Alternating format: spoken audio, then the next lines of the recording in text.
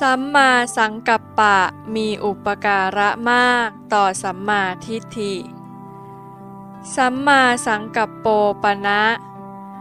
ตัสสาพหูปการโรตัสมานิรันตรังวุตโตสัมมาสังกัปโปปนะ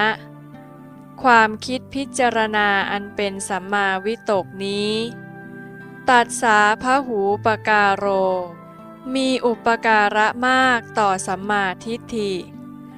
ตัสมาเหตุฉะนั้นวุตโต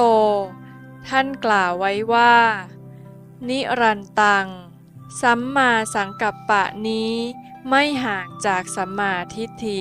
และไม่มีระหว่างกั้นสัมมาสังกัปปะหมายถึงความคิดพิจารณาถูกต้องหรือเรียกอีกอย่างหนึ่งว่าสัมมาวิตกสัมมาทิฏฐิหมายถึงปัญญาอันเห็นรูปนามที่เกิดดับเป็นอนัตตาอยู่อย่างนั้นปัญญาทั้งสองประการนี้เป็นหลักการใหญ่ในการเจริญวิปัสสนาภาวนาการทำหน้าที่ของปัญญาทั้งสองนี้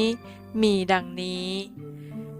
สัมมาทิฏฐิทำหน้าที่ในการเห็นตามความเป็นจริง